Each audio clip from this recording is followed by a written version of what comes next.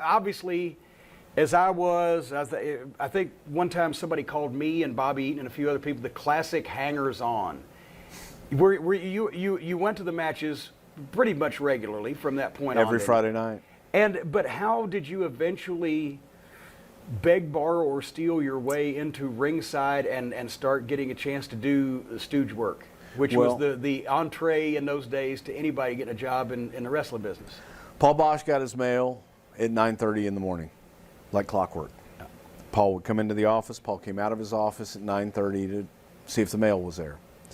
If we had a day off from school, whether it was a holiday or like a teacher work day or something like that, my mom would have us in that office at 9:30 in the morning so we could be looking around at all the pictures.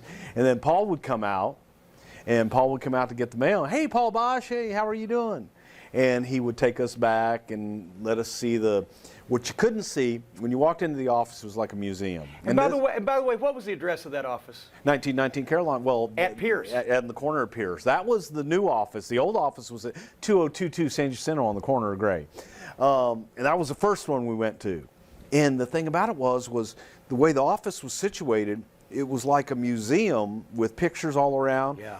But to get back into Paul's office, there was a hallway of the unseen stuff. And then Paul's office with all the pictures and all the... But you took me there one time when I came in, and it was incredible. I wanted to steal everything. I wanted to just take a truck and jack the building up and take it with me. Yeah, it was neat. But Paul, if he would see us and he would take us back, bring us back to his office and show us around, and that was always because you got to talk to Paul Bosch. He was on TV. Yeah. He was larger than life.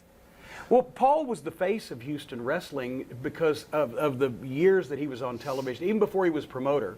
And we'll get into his background a little bit, but it was almost bigger than seeing the stars because this guy you kind of knew was the boss, was the guy. He was responsible for bringing all those stars to town, all the great action. So he was Mr. TV announcer, as Boris Malenko called him.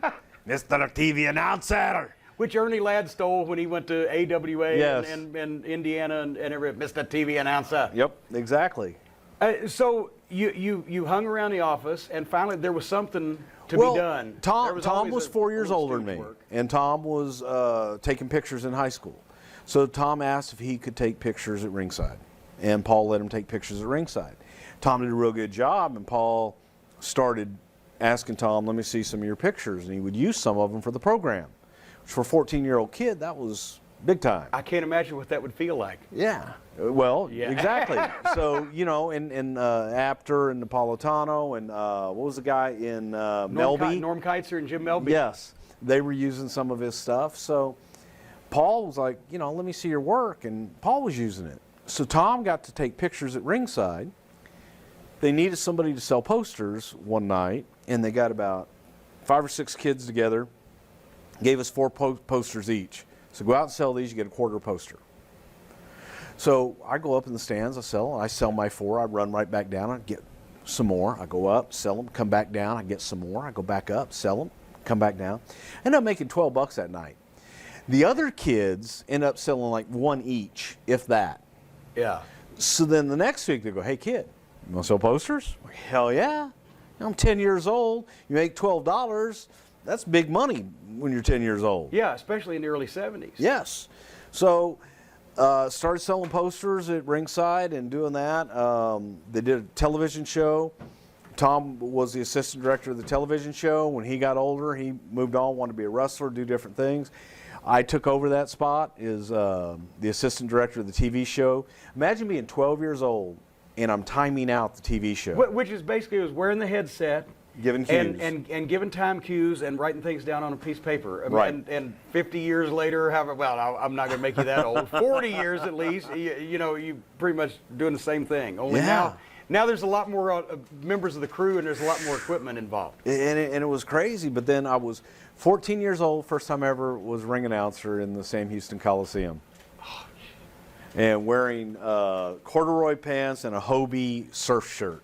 Because Boyd Pierce, the ring announcer, believe it or not, missed the show, which was unheard of at the time too. Yeah, but a car broke down or whatever. I did the same thing. I showed up one night at the Gardens in Louisville, and they said, "Well, Johnny Randolph, the DJ, can't be here tonight." And they look, Yeah. The first couple times I did it, I didn't even get in the ring. I was so scared I didn't even get in the ring. I did it from ringside.